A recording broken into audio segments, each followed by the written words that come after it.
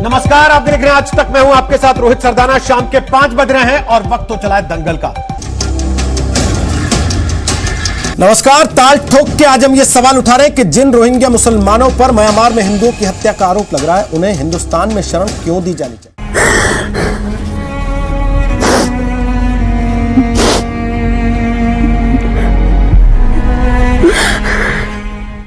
रोहित सरदाना एक भारतीय पत्रकार, एडिटर, न्यूज एंकर और मीडिया की जानी मानी हस्ती है। ये पहले ताल ठोक के बाद विवाद शो को होस्ट किया करते थे, जो जी न्यूज पर आया करता था, जिसमें ये सामाजिक मुद्दों को उठाया करते थे। नमस्कार। ताल ठोक के आज हम ये सवाल उठा रहे हैं कि जिन रोहिंग्या मुसलमानों पर म्यांमार में हिंदुओं की हत्या का आरोप लग रहा है, उन्हें हिंदुस्तान में शरण क्यों दी जानी चाहिए। इस समय ये आज तक का हिस्सा थे, जहां ये दंगल नामक वाद विवाद शो को होस्ट किया करते थे। नमस्कार, आप देख रहे हैं आज तक। मैं हूं आपके साथ रोहित सरदाना। शाम के 5 बज रहे हैं और वक्त तो चला है दंगल का। इन्हें इनके अच्छे काम के लिए गणेश विद्यार्थी पुरस्कार भी मिल चुका है। मशहूर न्यूज एंकर रोहित सरदाना को शुक्रवार को हार्ट अटैक से निधन हो गया। रोहित सरदाना कोरोना संक्रमण से भी जूझ रहे थे। रोहित फिलहाल आज तक न्यूज चैनल में कार्यरत थे। इससे पहले वह लंबे समय तक के लिए जी न्यूज का हिस्सा भी थे। जी न्यूज के editor in chief Sudhir Chaudhary ने रोहित सरदाना के निधन की खबर को ट्वीट करके बताया।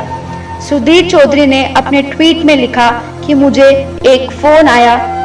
उन्होंने जो कहा वो सुनकर मेरे हाथ कांपने लगे।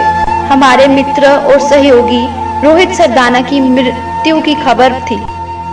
ये वायरस हमारे इतने करीब से किसी को उठा ले जाएगा, ये कल्पना नहीं की थी। इसके लिए मैं तैयार नहीं था। ये भगवान की नाइंसाफी है। वरिष्ठ पत्रकार राजदीप सरदेसाई ने भी ट्वीट कर रोहित सरदाना के निधन की खबर दी। उन्होंने ट्वीट में लिखा, मशहूर टीवी एंकर रोहित सरदाना का निधन हो गया। उन्हें आज सुबह हार्ट अटैक आया था। उनके परिवार के प्रति संवेदनाएं। रोहित सरदाना रोज शाम को आज तक के मशहूर शो दंगल की एंकरिंग किया करते थे। रोज एंकरिंग करते हैं हम लोग यहाँ बैठ के, रोज मिलते हैं। पता नहीं था आज फोन आएगा कि रोहित आईसीयू में है। सब जाते हैं आईसीयू में। हमारा दोस्त भी गया था, फिर खबर आई कि वो वेंटिलेटर पर है। साल 2018 में ही उन्हें गणेश शंकर विद्यार्थी पुरस्कार से नवाजा भी गया था। रोहित सरदाना भारत के सबसे ज्यादा पसंद किए जाने वाले और जवान एंकर हैं। रोहित ने 1.5 दशक के अपने करियर में ऑल इंडिया रेडियो में बतौर उद्घोषक पहले अपनी आवाज को घर घर पहुंचाया, तो ईटीवी सहारा और जी न्यूज में अपने विशेष तेवरों वाली एंकरिंग से हिंदुस्तान के कोने कोने में अपनी नाम का प्रचरम लहराया। के साथ रोहित सरदाना। शाम के 5 बजने वाले हैं और वक्त हो चुका है दिन की सबसे बड़ी बहस का, यानी कि दंगल का। जम्मू कश्मीर में डीडीसी चुनाव के नतीजे आ गए हैं। रोहित सरदाना देश के उन गिने चुने एंकर्स में से हैं जिनके सवाल इतने सीधे और नुकीले होते हैं कि कई बार बहस किए झूठे शो के मेहमानों का पसीना भी छूट आता था। पंडित, मेरा सवाल आपसे है। आपने सुना अभी रविशंकर प्रसाद को भी, और आपने सुना होगा महबूबा मुफ्ती और फारूक अब्दुल्ला को भी। जी, दोनों ही पक्ष कह रहे हैं कि हम जीते। जीता कौन? बयानों से खबरों की हेडलाइंस बन जाती हैं और सोशल मीडिया में हलचल मच जाती है। लाखों लोग ट्वीट का इंतजार करते हैं, हजारों लोग रीट्वीट करने को बेताब रहते हैं। रोहित की कई ऐसी स्टोरीज रही जिन्होंने देश की खबरों का एजेंडा सेट किया, जिनमें से खास रही जेएनयू में देश विरोधी नारे, कश्मीर में हुर्रियत नेताओं का पाकिस्तान का फंड कनेक्शन, बंगाल के मालदा और दूलागढ़ की सांप्रदायिक हिंसा, कैराना के पलायन का सच और 3 तलाक के खिलाफ एक सामाजिक आंदोलन की शुरुआत। आप लोग दंगल देखते हैं, यही बैठ के वो दंगल करता था। मैं 2:30 बजे जाती थी, वो मेरा रिलीवर। रोहित तुम आ गए, अच्छा मैं मेकअप उतार लूं। हाँ तू जा, अब मैं आ गया हूँ। हाँ मैं हूँ, तू जा। भले ही कोरोना और दिल का दौरा पड़ने से वह दुनिया छोड़कर चले गए, लेकिन एक दिन पहले तक वह लोगों की मदद के लिए सक्रिय थे।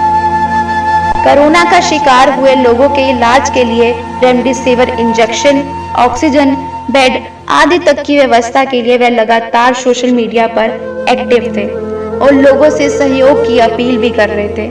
यहाँ तक कि अपनी मौत से ठीक एक दिन पहले 29 अप्रैल को भी उन्होंने ट्वीट कर एक महिला के लिए रेमडेसिविर इंजेक्शनों की व्यवस्था करने की अपील की थी। इससे पहले 28 अप्रैल को उन्होंने लोगों से प्लाज्मा डोनेट करने की भी अपील की थी। रोहित सरदाना के निधन पर पत्रकारिता जगत से जुड़े काफी लोगों ने शोक जाहिर किया है। फिर उनकी ओर से बताया गया कि कल रात तक उनकी तबीयत ठीक थी, 10:30-11 बजे तक उनकी वाइफ उनके साथ थी। रात के 4 बजे अचानक से उनकी तबीयत बिगड़ती है और फिर उनको आईसीयू में शिफ्ट किया जाता है। उसके बाद डॉक्टर्स उनकी सेहत पर नजर बनाए रखते हैं और फिर दिन के 11-12 बजे के बीच इस तरह की खबर सामने आती है। बहुत मुश्किल है यहाँ पर नवजोत कुछ भी बता पाना, क्योंकि कोरोना के इस काल में इस तरह से कोरोना महामारी हमारे बीच से लोगों को उठा कर ले जाएगी, ऐसा कभी किसी ने भी नहीं सोचा था।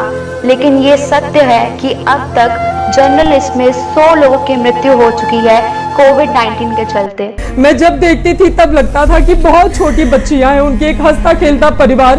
हमेशा एक फोटोग्राफ आई थी जिसमें लिखा हुआ था मेरे बेस्ट डैडी, और केक काटता हुआ पूरा परिवार दिखाई दे रहा है। उनकी 2 बच्चियां उनको प्यार करती हुई दिखाई दे रही है। वो बहुत छोटी हैं, वो एपीजे नोएडा में पढ़ती है। उनकी 2 छोटी बेटियां हैं। अक्सर अपने परिवार के साथ कुछ हसीन पलों को वो कैमरा में कैद कर सोशल मीडिया अकाउंट पर साझा करते थे। अब वो कभी भी अपने परिवार संग कोई तस्वीर पोस्ट नहीं कर पाएंगे।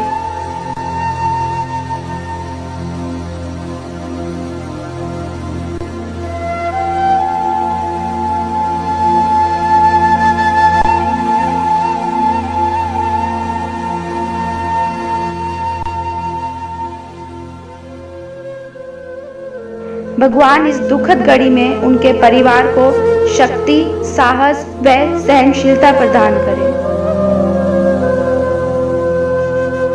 प्रधानमंत्री नरेंद्र मोदी ने भी उनके निधनता पर अफसोस जाहिर कर ट्वीट के माध्यम से रोहित सरदाना को भावपूर्ण श्रद्धांजलि दी है और मीडिया जगत के लिए इसे बहुत बड़ा नुकसान भी बताया है।